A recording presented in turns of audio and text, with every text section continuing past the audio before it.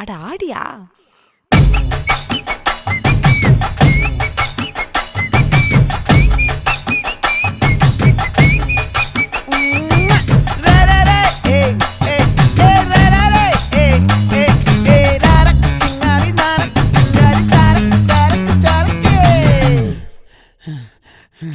விளைஞ்சிருக்கும் என் வெத்தலை கொடி, அட வளைஞ்சிருக்கும் ஒரு சன்னல் வெடி.